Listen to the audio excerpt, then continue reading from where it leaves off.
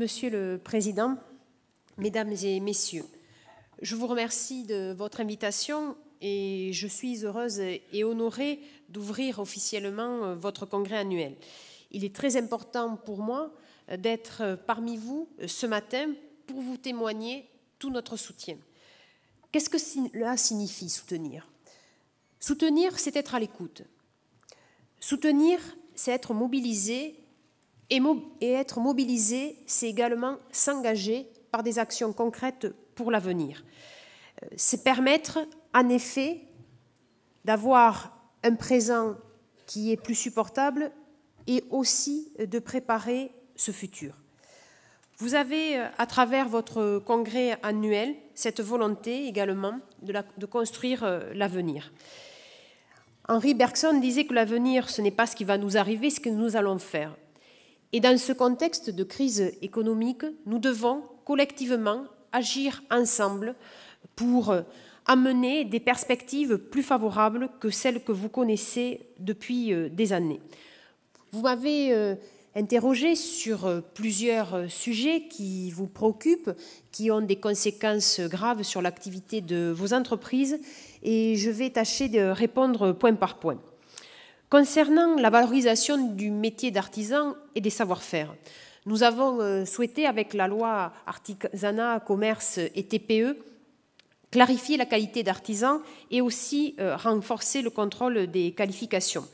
Nous avons voulu aussi rappeler, à travers tout le travail qui est mené de façon plus générale sur l'artisanat, que l'artisanat est une valeur d'avenir. Et si dans notre secteur, j'ai souhaité reconnaître d'autres métiers dans le champ de l'artisanat, comme cuisinier, comme crémier, fromager, c'est pour bien démontrer que l'artisanat n'est pas une valeur du passé, mais que nous devons continuer à l'actualiser et que nous devons continuer à réclamer que cette appartenance à l'artisanat, c'est un gage d'excellence, c'est un gage de savoir-faire. Vous m'avez aussi interrogé sur la réforme de l'auto-entrepreneur. Vous avez rappelé que la loi CTPE a mis de l'équité entre les artisans de droit commun et les artisans qui relèvent du régime de l'auto-entrepreneur, avec, par exemple, l'obligation de suivre le stage de préparation à l'installation. Maintenant, nous avons aussi mis une obligation pour les micro-entrepreneurs, tel est leur nouveau nom, de devoir s'immatriculer au répertoire des métiers. Et cette immatriculation permettra de contrôler la qualification professionnelle. Vous avez aussi soulevé l'équité fiscale. Rappelez que depuis le 1er janvier 2015, les micro-entrepreneurs ne sont plus exonérés de CFE. Cela a pris effet depuis le 1er janvier 2015. Il reste encore quelques décrets à prendre. Je comprends votre impatience. Sachez que moi-même, je la témoigne fortement auprès des services pour pouvoir, dans les prochaines semaines, sortir ces décrets. Et je peux vous assurer que sous moins de 4 semaines, ces décrets seront publiés et seront appliqués parce qu'en effet, sur certains dispositifs, ils doivent permettre de les mettre en application, comme par exemple pour l'acquittement de la taxe pour frais de chambre. Mais je tenais quand même à vous dire que depuis le 1er janvier 2015, la CFE s'applique à tous les acteurs économiques. Concernant la question du travail illégal et plus particulièrement la fraude au détachement des travailleurs, vous avez pu assister lors de la Commission nationale de lutte contre le travail illégal qu'a présidé le Premier ministre à plusieurs actions qui ont été présentées dans le cadre de cette réunion.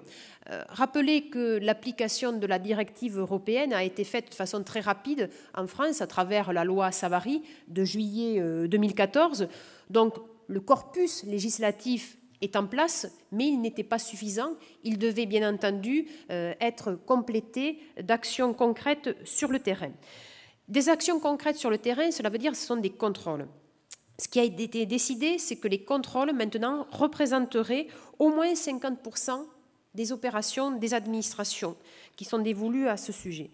Et parmi ces contrôles, nous avons bien sûr souhaité qu'ils s'exercent dans les moments les plus favorables pour des contrôles efficaces, c'est-à-dire en soirée et les week-ends. Des instructions ont été données, car nous le savons tous, si un contrôleur arrive à 14 heures, eh bien, dans la journée, les chantiers donnent l'image d'une certaine régularité. En revanche, le week-end, il y a moins de vigilance et c'est là que les contrôles peuvent être efficaces parce que c'est là qu'ils peuvent relever les irrégularités.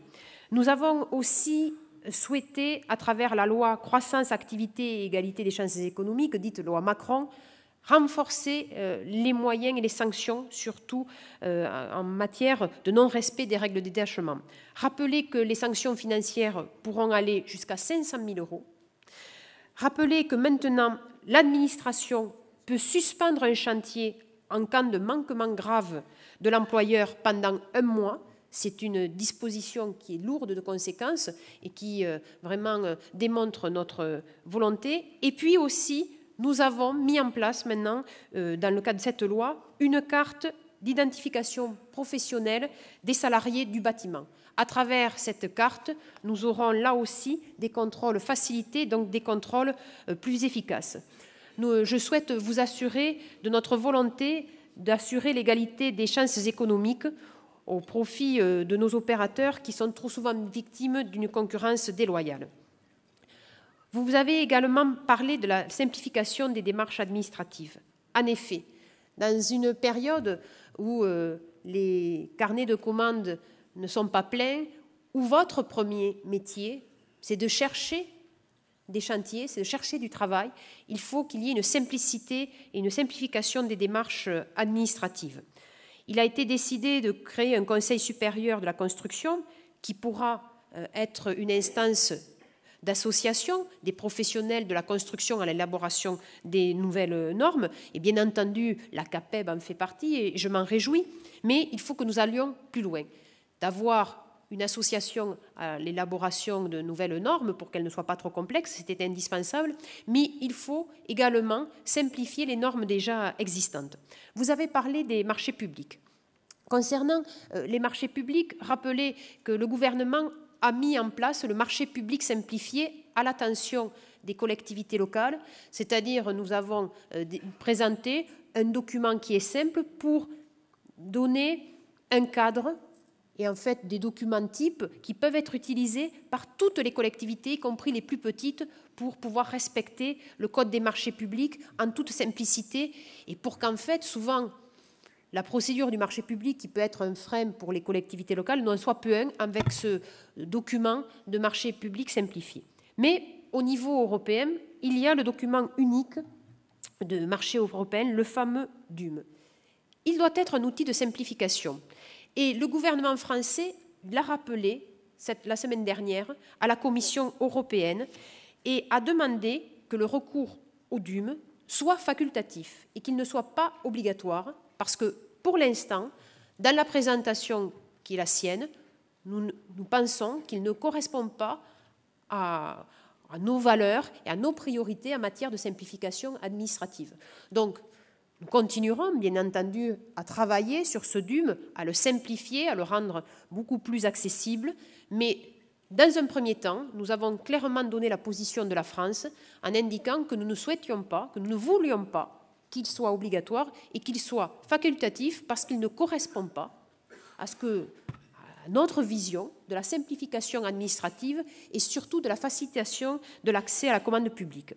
Concernant l'allotissement, c'est un sujet en effet qui est essentiel.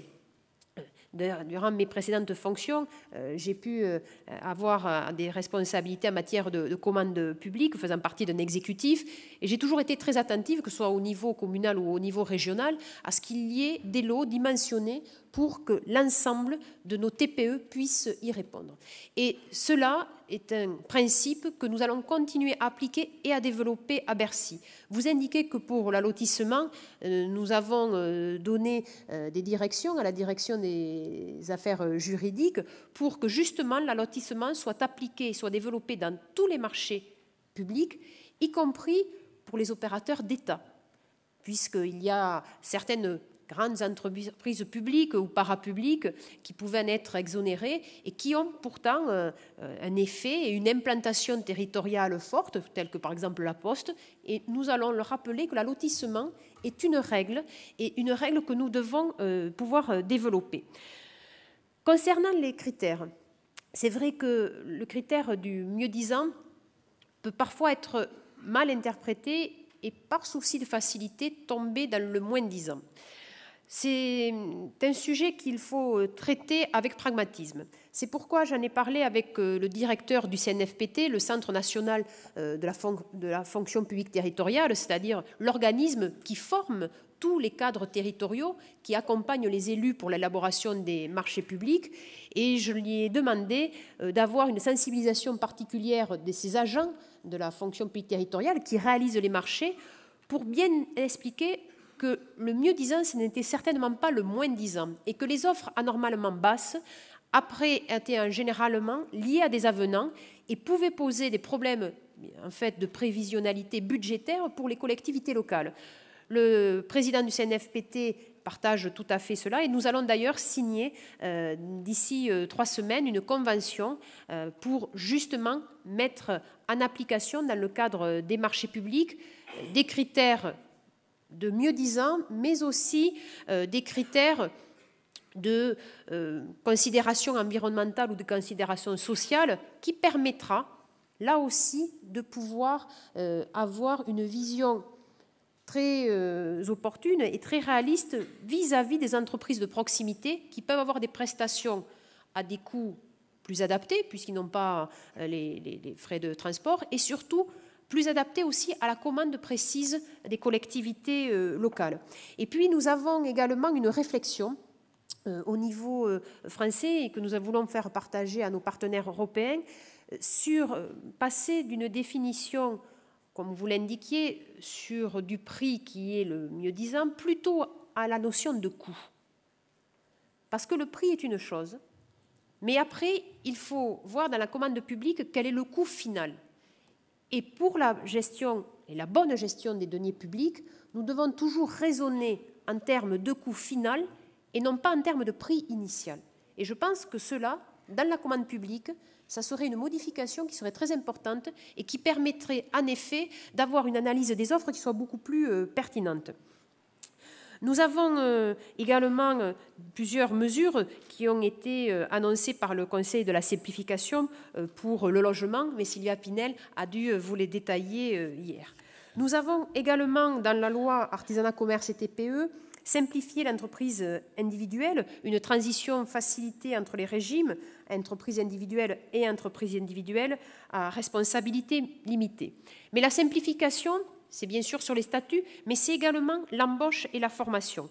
Nous avons décidé d'étendre l'utilisation du chèque emploi aux entreprises de moins de 20 salariés. Il était réservé aux entreprises de moins de 10 salariés. Maintenant, il peut être utilisé jusqu'au moins de 20 pour faciliter l'embauche. Et puis, nous sommes également attentifs à la situation des travailleurs indépendants. C'est un sujet avec le RSI qui est préoccupant, qui demande une mobilisation très forte. De nombreux dysfonctionnements ont lieu depuis de trop longues années et nous avons engagé depuis plus d'1 an et demi avec le RSI une convention d'objectifs pour améliorer les prestations. Et j'entends la colère, le désarroi, le désespoir parfois des artisans et des commerçants par rapport à des situations très injustes. Mais je tiens à rappeler que de nombreuses améliorations ont été mises en place, qu'elles ne sont pas suffisantes et que tout au long de l'année 2015, nous allons encore demander des améliorations en termes de résultats au RSI. Mais cela n'est possible que si nous sommes dans une relation de confiance et avec aussi une vision réaliste. De dire que l'on va tout casser et de dire que l'on arrête de cotiser, c'est la pire des choses. Parce que de penser qu'un régime de sécurité sociale puisse se mettre en place en 6 mois, ceux qui peuvent faire croire cela, ce sont des fous dangereux. Parce que le RSI, en effet, ne donne pas satisfaction aujourd'hui, nous en sommes conscients, nous en sommes convaincus, nous devons l'améliorer, nous devons être très exigeants, et au mois de juin, il y aura une communication, là aussi, avec le RSI et le gouvernement, pour donner de nouveaux axes d'amélioration et des objectifs qualitatifs très forts, mais cela doit se faire dans un climat respectueux et dans un climat responsable. Je tiens à le rappeler, j'entends bien et je suis consciente des nombreux dysfonctionnements, mais de faire croire qu'on va tout casser et que la sécurité sociale, en résumé, ça ne sert à rien, cela, ce ne sont que les gens riches et bien portants qui peuvent le dire et les gens inconscients. Il faut être en responsabilité. La responsabilité n'empêche pas la lucidité, la responsabilité n'empêche pas la détermination, et je peux vous assurer que je connais très bien vos réalités, malheureusement, je dirais parce que ce sont des réalités qui sont très dures, qui démontrent de nombreuses erreurs, mais nous allons continuer à les améliorer en étant dans un partenariat constructif, bien sûr réaliste, mais surtout responsable. Vous indiquez aussi que sur le RSI, nous avons demandé une mission parlementaire à Fabrice Verdier qui va permettre d'améliorer cela, mais nous avons déjà décidé de réinternaliser les réponses téléphoniques pour quand il y a une réponse téléphonique, qu'elle soit compétente, donc ce sont des agents du RSI. Maintenant, les cotisations ne seront pas calculées sur l'année N-2, mais l'année N-1. Cela prend effet dès l'année 2015, et il y aura également des médiateurs régionaux parce que par moment l'exaspération est telle, et je peux la comprendre, qu'il est nécessaire d'avoir une tierce personne pour rétablir un dialogue et pour faire reconnaître à certains leurs erreurs, et quand je dis à certains, c'est-à-dire à certains de l'administration. Il faut savoir être réaliste.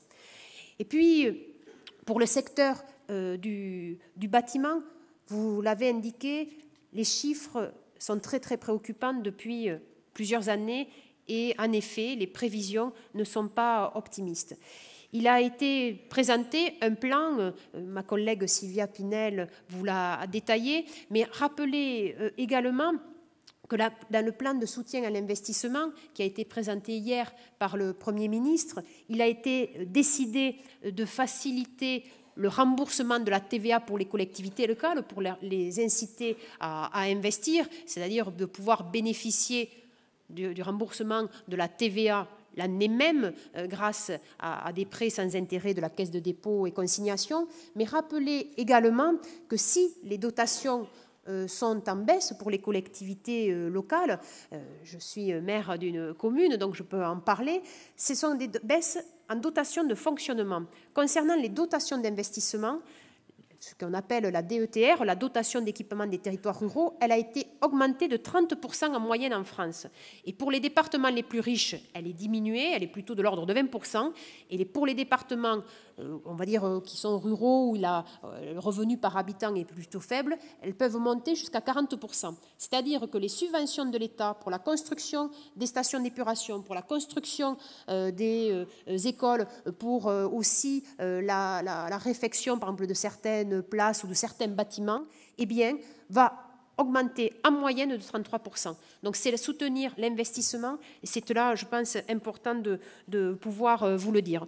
Également, hier, nous avons annoncé le principe du suramortissement. C'est-à-dire que quand une entreprise investit, vous allez pouvoir amortir le bien, non pas sur une durée plus courte, ce n'est pas une réduction ou une intensification de la durée d'amortissement, mais c'est qu'on vous permettra d'amortir jusqu'à 140%. J'ai pu lire hier certaines réactions qui étaient erronées.